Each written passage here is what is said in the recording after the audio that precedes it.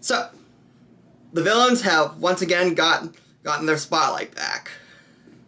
With the recent dropping trailer of the Suicide Squad, there has been some mixed feelings about the trailer from what I've been seeing on social media and reaction-wise from people. And a lot of this, I guess you can call it controversy, comes from the Superman villain called Bloodsport. Now, I don't know too much about Bloodsport myself personally. Now, for those who don't know, a lot of people are upset about the beginning of the trailer where Amanda Waller says that Superman is in the ICU because Bloodsport shot him with a kryptonite bullet. And not too many people know this, but this is a pretty accurate thing to happen in the comics. This is very accurate. And I personally don't see what the whole fuss and controversy is about. I mean, I don't get what the controversy is. This is a very accurate moment from comics, and all of a sudden,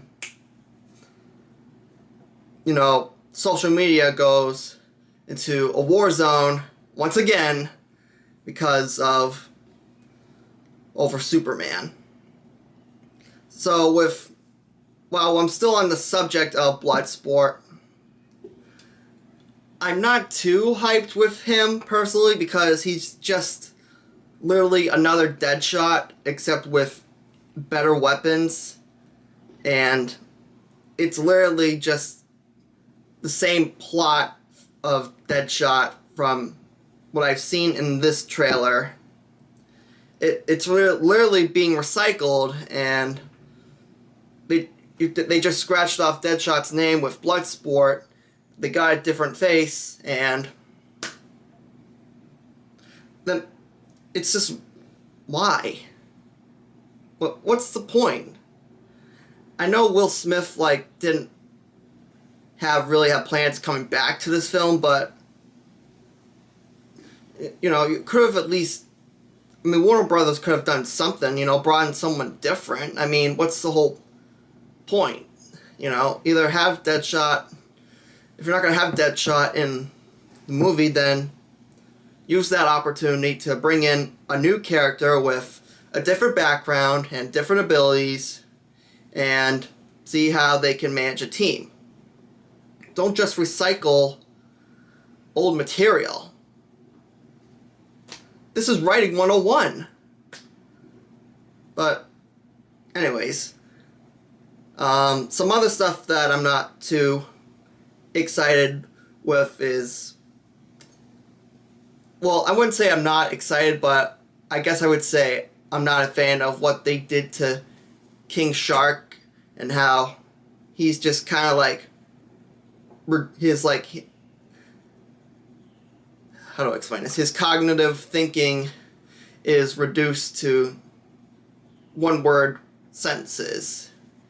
And this is very similar to Groot, to just saying, I am Groot, I am Groot. That's his only line, such. I'm getting very similar vibes with King Shark in this film, just based on the two trailers I've seen. And in the comics, King Shark is somewhat intelligent. He's not, don't get me wrong, he's not the brightest bulb, but he's but he can still speak more than one word sentences. And when you reduce a character's ability to just being a comedy act in this superhero film, or not superheroes, excuse me, in this action film, then that's just a slap to the face to that character. Maybe, hopefully, in the movie, King Shark will be able to say more than one word sentences, and I know this is only a trailer, so I'm not gonna get too upset. I won't lose sleep over it, but you know. But enough with the negative stuff. There are some good stuff I got out of the trailer, like the Starro being able to reproduce more Starros, and it gives the audience a better, more vision and idea of what Starro is going to look like, and as I've mentioned in previous video, I look forward to seeing Starro because, you know, we're living in a timeline where we're seeing all these major threat, notorious villains are coming onto the big screen, and they're getting their time on the spotlight. Like, we're living in a timeline where Thanos, Darkseid, and now Starro the Conqueror are going to be all on the big screen. It's really amazing. You know, it's, in a way, it's really a good time to be a comic book fan if you really love these powerful and mighty villains. So, that I do have look forward to, and the fact that I do like the fact that, I guess you can call them C-list or D-list type villains are getting the spotlight, they're getting recognition into the mainstream, and, you know, when they get into mainstream, you know, that's when their popularity starts to rise. It's like Suicide Squad, you know, like 2 decades ago, I'm sure not too many people outside of, like, the comic book world or who are comic book fans know who he was, until, you know, James Gunn comes along, he brings them onto the big screen, they become the film becomes a huge hit, sequel becomes a huge hit. It's now mainstream and popular. People know who Star-Lord and Groot and Drax are. It's stuff like that where the popularity of a team or a character,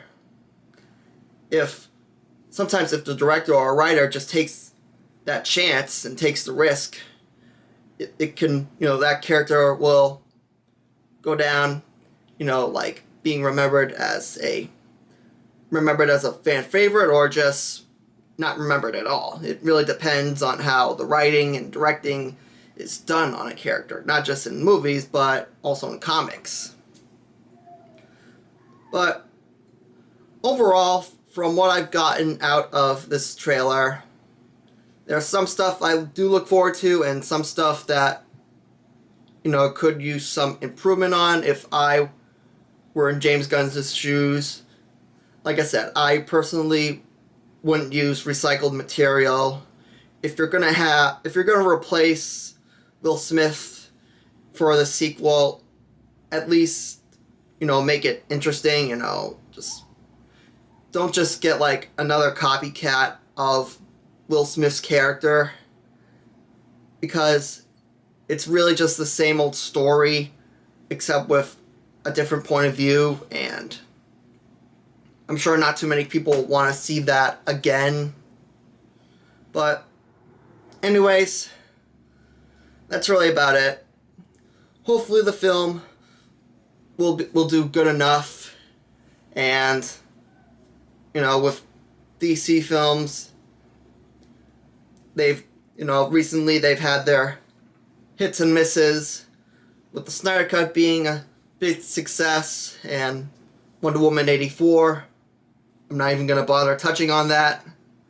So, hopefully, this is a chance that DC can get on the right track, and this could be their decade in movie-wise.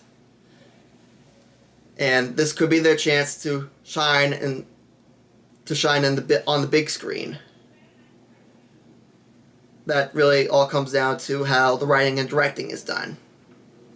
Comic books, on the other hand, well, that's a story for another day.